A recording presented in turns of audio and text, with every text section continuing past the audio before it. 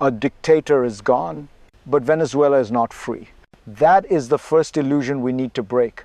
When Nicolás Maduro was arrested last week, the world saw victory, images of power collapsing, a regime falling overnight, but power does not vanish. It relocates, and sometimes it becomes more dangerous after the fall. Today, Venezuela is not asking how to rebuild. It is asking something far more basic. Who gets to rule when a government is removed from the outside? María Corina Machado says her coalition should lead. She claims a democratic mandate. She thanks Donald Trump for his courage. Yet the same man who removed Maduro publicly doubts her legitimacy. Instead, an interim leader rises from within the old system, recognized by Washington, rejected by many Venezuelans. This is not a victory story. It is a transition story, and history shows us this is where nations often lose their future. If you want to understand why liberation so often turns into instability, stay with me. Because before we look forward, we must understand what this moment truly means. What is happening in Venezuela right now is not chaos. It is something more precise, a collision of claims. On one side, you have democratic legitimacy, an opposition that says it won the election, a leader who speaks in the language of mandate, votes, and popular will. On the other side, you have raw authority, an interim government that controls institutions, recognized not by ballots, but by power and external backing. And standing above both is the United States, the actor that removed Maduro, the actor that now decides which claim matters more. This is the core problem. When an election result, a popular movement, and a foreign-backed transition do not align, a vacuum forms, not of power, but of trust. Venezuela is now suspended inside that vacuum. This is not about personalities, not about who is likable, not even about who is right. It is about how transitions actually work. And to understand that, we need to step back, far back, because this moment did not begin last week. To understand this moment, we have to look at how Venezuela arrived here. Not suddenly, not accidentally, but through a long erosion of trust. In 2024, Venezuela held an election that was widely disputed. The opposition claimed victory. Vote tallies released by Machado's movement suggested a landslide for Edmundo Gonzalez, but the official result told a different story. The Electoral Council declared Nicolás Maduro the winner, a council dominated by loyalists, a decision rejected by the opposition and questioned abroad.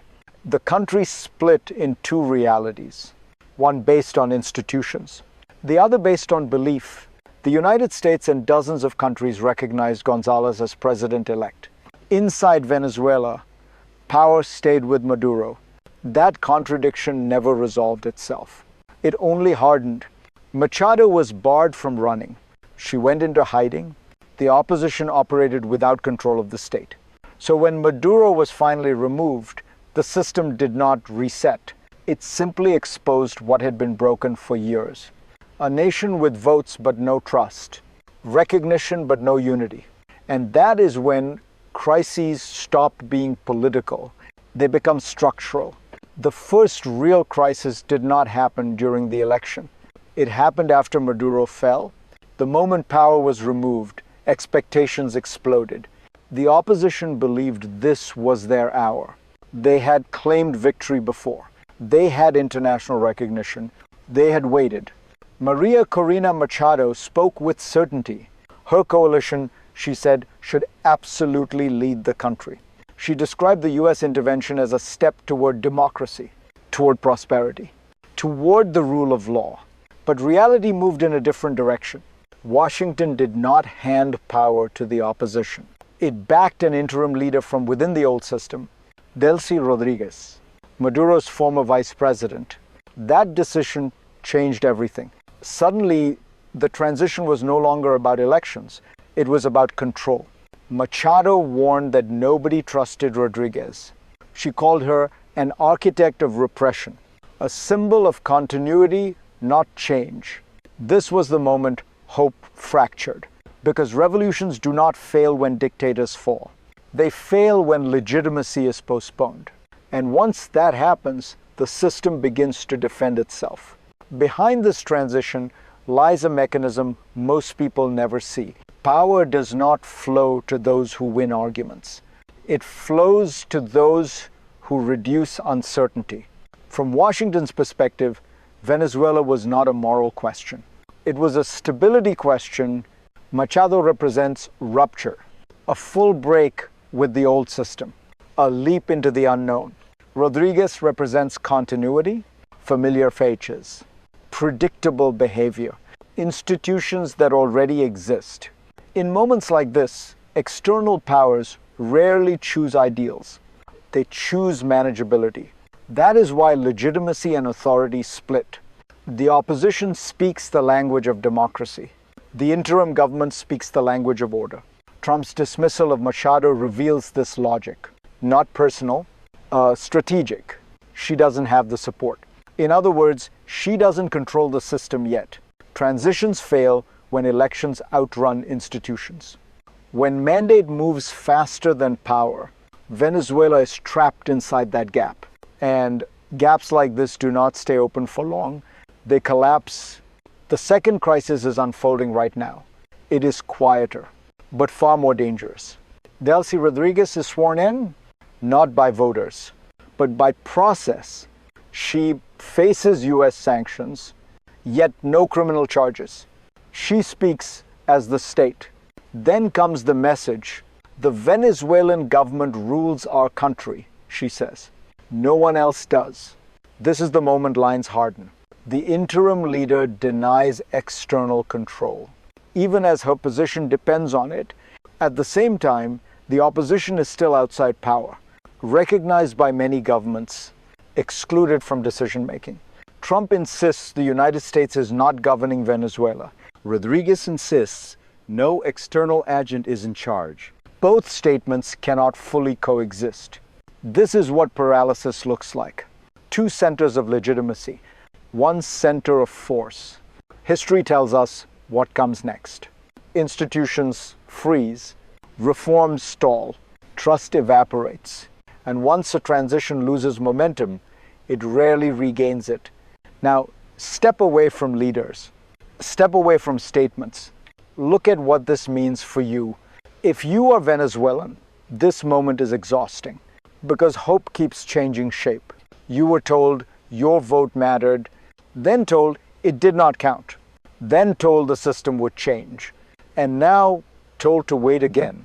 You watch power move above you. Between foreign capitals, between press conferences, between people who speak your future but do not live it. This is what uncertainty feels like. Not fear, not anger, but fatigue. You want stability. You want dignity. You want to know who is actually in charge. And instead, you get ambiguity. This is why transitions fail people before they fail states. Because patience is not infinite. If this story feels distant, it shouldn't. Because when democracy loses credibility in one country, it weakens everywhere. If you believe political change should mean more than new faces, stay with me. Because the consequences do not stop at Venezuela's borders. What happens in Venezuela does not stay in Venezuela. Because this is not just a national transition. It is a signal. When a government is removed by external force, every country is watching what comes next, not the fall. The aftermath. If democratic claims are sidelined after intervention, a message is sent. Power matters more than ballots. Stability matters more than consent. That message travels fast. Governments see a precedent. Oppositions see a warning. External powers see a template. Recognition without control. Elections without transfer.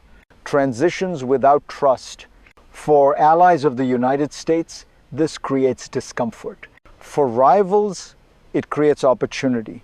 They point and say, this is what democracy promotion looks like. Messy, selective, uncertain, and for the global system, this deepens cynicism. Because legitimacy is the currency of order. When it weakens, coordination weakens with it. Venezuela is no longer just a country in transition. It is a case study, and case studies shape the future. Which brings us to the hardest question of all. What happens next?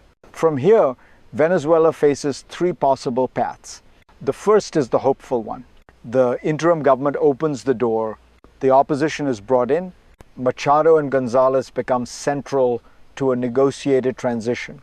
Legitimacy and authority begin to align. Institutions follow elections. Trust slowly returns. This is the best outcome. And the hardest to achieve, the second path is muddled stability. Rodriguez remains in charge. The opposition stays recognized but sidelined. The system functions, but without belief. Life continues.